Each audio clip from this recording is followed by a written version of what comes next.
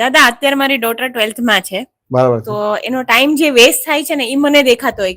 ક્યારેક એની speed slow હોય, એનું સિલેબસ કમ્પ્લીટ ન થતું હોય, તો મેં એને અમે એઝ અ પેરેન્ટ્સ એને ટંકોર કરતા હોય કે બેટા તારો ટાઈમ બગડે છે. તો એ એમ જ કહેતી મમ્મા થઈ જશે. પછી એક્ઝામ આવે પછી આમ પૂછીએ ને કે શું થયું બેટા, તો એ પાછી કહે કે મમ્મા આટલું રહી ગયું, મારો ટાઈમ બગડી ગયો.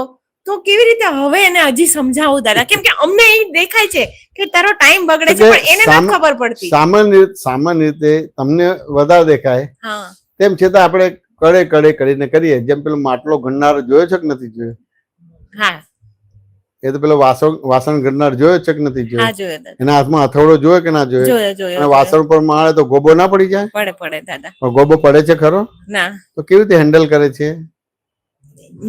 ધ્યાનથી નીચે લાગ મૂકે છે અને પછી મારે છે. હા, એ તો પેલો માટલો ઘડનાર હોય ને, હા, તો એ તમારે આમ નીચે એ કરે ને આમ ઉપર થપથપાટ કરે. તમારે આમ જો માટલું બને છે કેવું સરસ. એવી રીતે આ માટલું કહેવાય. બાળક એટલે માટલું કહેવાય. વાત સમજે ને? ટાઈમ બગડે છે તો એ તો વાગે એને પોતાને. વાત સમજે ને? શું તૈયારી કરી, શું કર્યું, આમ છે તેમ છે. વાત સમજાય કે ના?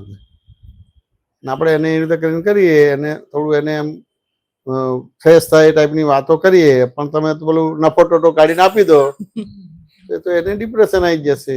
કારણ કે એની રીતે કરે છે પણ પછી આગળ એને પરિણામ નથી મળતું એટલે લૂઝ પડી જાય છે. તો ક્યાંને ક્યાં આપણે એને ડિપ્રેશન ના આવે એવી ટાઈપનું કરવાનું છે. એના બદલે આપણે એનું બતાવીએ કે ભાઈ તું આટલો ટાઈમ બગાડે. વાત સમજે કે જેમ વાસણ ઘડનારો છે કે માટલું બનાવનારો તમે જોશો તો એવી રીતે બાળક જોડે ડીલિંગ કરશો ને તો પછી કઈ પ્રોબ્લેમ નહીં આવે તમારે. અને પહેલા તો એ વિઝન તમને નથી.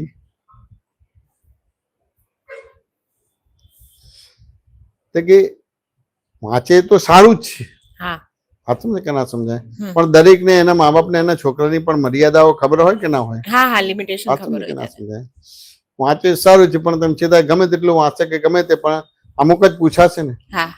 પણ એવું બને ને કે તમારા છોકરા જેટલું વાંચ્યું છે એમાં જ પૂછાશે તો 100 માંથી 100 આવી શકે કે ના આવી શકે?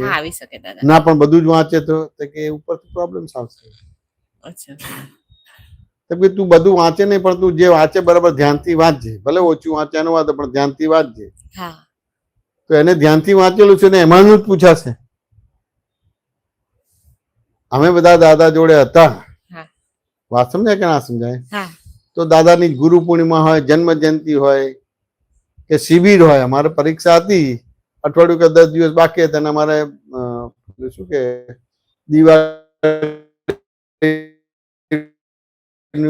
જન્મજયંતિ થઈ પછી જે સાધન મળે એ પેલું સાધન પકડીને માઉન્ટ આબુ પહોંચી જાય. 2-3 દિવસમાં આવીએ છીએ. એમને શિબિર ગોઠવી અને લગભગ અઠવાડિયું 10 દિવસ ચાલી. તો ચોપડી લઈને ગયા. થોડું વાંચ્યું પણ ખરું બધું. વાત સમજે કે ના સમજાય? પણ શિબિર કેન્સલ ના કરી, ગયા. અને પરીક્ષા ની રાત્રે આગલા દિવસે તમારે ત્યાંથી નીકળ્યા. એટલે ઘરે સવારે તમારે એમ થાય ને કે ભાઈ એમ કે 4 વાગે 5 વાગે આયા. 4 વાગે 5 વાગે નહીં ને મારે પરવાડીને સીધું વાંચવા બેસી ગયા. હવે અમુક બધા આપતા પુત્રો કે અમુક છોકરાઓ બધા હતા તો બધા એક્સ સ્ટુડન્ટ હતા, કોલેજ જતા જ નતા, નોકરી કરતા હતા. નહીં તે બધી વસ્તુ કારણ કે મા બાપની એટલી કેપેસિટી નથી એટલે નોકરી કરતા હતા ને એવું હતું. એટલે એક્સ સ્ટુડન્ટ તરીકે એટલે કોલેજે જવાનું નહીં અને ઇવન ટ્યુશનના ક્લાસ બી નહીં કરવાનું. ઘેર જે પુસ્તકો હોય ને વાંચવાનું કરવાનું બધી વસ્તુ. વાત સમજે કે ના સમજાય? પણ આ સત્સંગનો ભેડો હતો ને આ બધું તો એ ગયા 5 વાગે નહીં ને બેસી ગયા.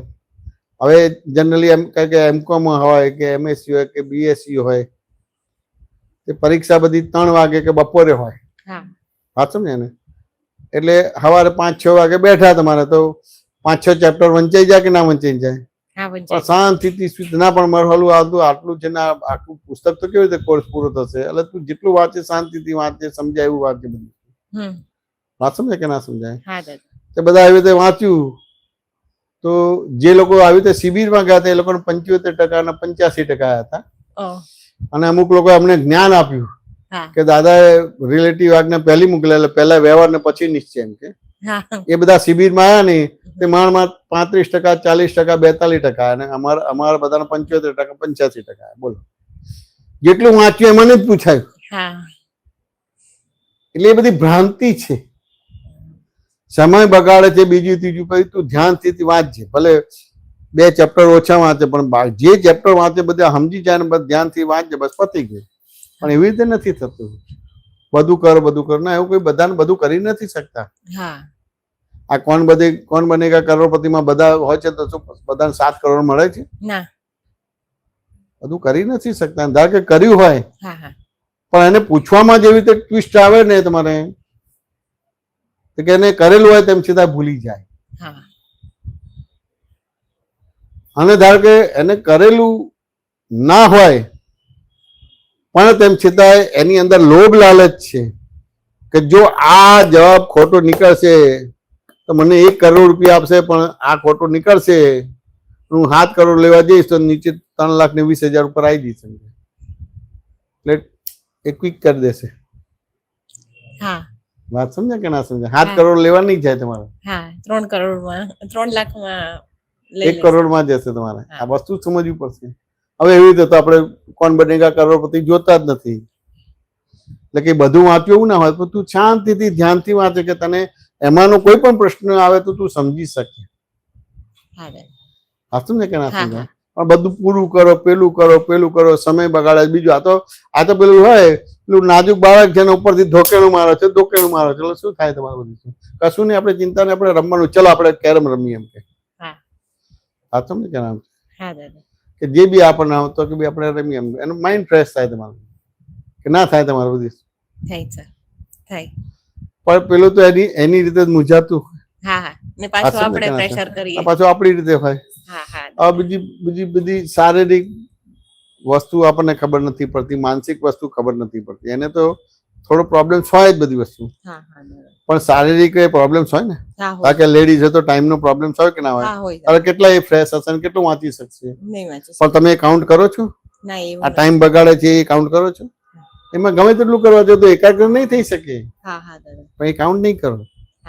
એ મંડી પડશો તમારે, આમ છે તેમ છે બધી વસ્તુ. તો જો આ માનસિક રીતે અસ્વસ્થ હોય છે. તમે જોજો એ ટાઈમમાં સતત તો ચીડિયો સ્વભાવ થઈ જાય છે. સમજે કે ના સમજે? દરેકને જુદું જુદું હોય છે. અને ઘણા તો ટાઈમમાં 1 દિવસ 2 દિવસ પહેલા થાય ને એ 2 દિવસ પહેલા બચકા ભરવા માંડે, લવવા લે, ઉમા બૂમ ને ચીસા ચીસ કરે.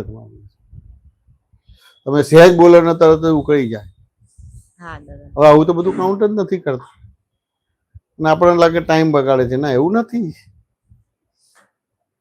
કે ના સમજે? આપણે તો કશું નહીં, ઉપરથી ઓર ટાઈમ બગાડો. ચલો આપણે પત્તા રમીએ, ચલો આપણે કેમ, આપણે ટીવી જોઈએ એમ કે ખુશી જાય કે આ મમ્મી આવું છે. એ જ કહેશે ખાલી મમ્મી મને આ ભણાવવાના બધા. તું ફ્રેશ થઈ જાય. બધું શું આ જોજો કેટલી ઢીલી છે, બધું ચિંતા ના કરતા. અરે માનું આમ પેલું કેમ પ્રેમ વાસેલ્યો હોય એમ.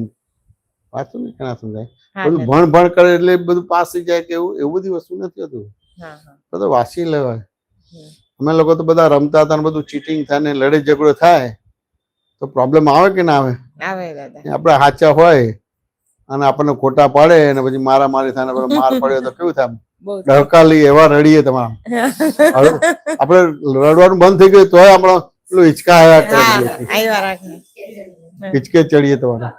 તે આપણી માં આપણને વાલ કરે માથે હાથ ફેરવે, બધું દુઃખ જતું રહે. પણ એવું આપણે જોયું જ નથી કે આપણે આ રોલ કરવાનો છે. તું ગભરાતી નથી, હું તને હું આપું, તું 80 માર્ક લાવીશ. 8 માર્કે લાવવાના પણ તું 100 માંથી 80 માર્ક લાવી. એવું ખોટું બોલવામાં ક્યાં વાંધો છે? વધારે ડિપ્રેસ કરીએ દાદા કે ના તું તો નીટ આપી નહીં શકે, તારું તો નીટ નું તું આટલું બધું કરી જ નહીં શકશે, તું આવું કરશે તો તું કેમ એક્ઝામ આપશે? સામેથી એવું બોલાઈ જાય દાદા અમારાથી તો. એટલે ડિપ્રેશન થાય ને. મા બાપે નથી કરવાનું. વાત સમજ? ટીચર પણ એવું નથી કરતા, વાત સમજ કે ના સમજે? આ પ્રોત્સાહન આપવાનું છે. અને આપણે તો એ અડધો કલાક બગડે, આપણે બીજો કલાક આપણે કહીને કે આપણે ચાલ આપણે ખાખરા બનાવીએ. તું ખાખરા બનાવે છે ને તો બહુ સરસ બને, તારા પપ્પાને બહુ ભાવે છે, ખાખરા બનાવવાનું હોય. આપણે બજારમાંથી પેક છે ને લાવવાના બધી વસ્તુ. પણ આવું આ બધું છે, આખું માઇન્ડ ચેન્જ થઈ જાય. વાત સમજે કે ના સમજે? પણ આ બધું ના ખ્યાલ આવે. બધું બસ એક જ વાંચ કરે ભણ, એવું ના હોય. ભાઈ વ્યવહારમાં પણ ચેન્જ માંગે છે. તમે જોજો આ બધા ક્રિકેટ રમે છે ને આ સમજ કે ના સમજાય તેમ છતાં ફૂટબોલ ને વોલીબોલ ને એવું બધું રમે છે. ડિફરન્ટ ગેમ્સ રમે. હા. આખે વિષયમાંથી જ બહાર નીકળી જાય ક્રિકેટ. તો ક્રિકેટ રમે તો ઉપરથી ટેન્શન થાય તો જયારે ઓરિજિનલ રમવાનું આવે ને તો આઉટ થઈ જાય પહેલા બોલે. એ ધ્યાન જ બીજી હોય. ધ્યાન જ બીજી હોય. આ સમજે કે ના હા હા સમજાય? દાદા. હું તો પરીક્ષાના આગલા દિવસે સિનેમા જોવા જઉં અને પછી પરીક્ષા આપવાનું. વાંચવાનું જ નહીં. પરીક્ષાના 2 દિવસ પહેલા વાંચવાનું જ નહીં તમારે. એ હરવા ફરવાનું પિક્ચર જોવા જવું. ટેન્શન શેનું લેવાનું રે બધું? સરસ મજાનું મેરા નામ જોકર આવે પિક્ચર જોવાનું ના હોય. જાને વહાં ગયે કોઈ શું છે?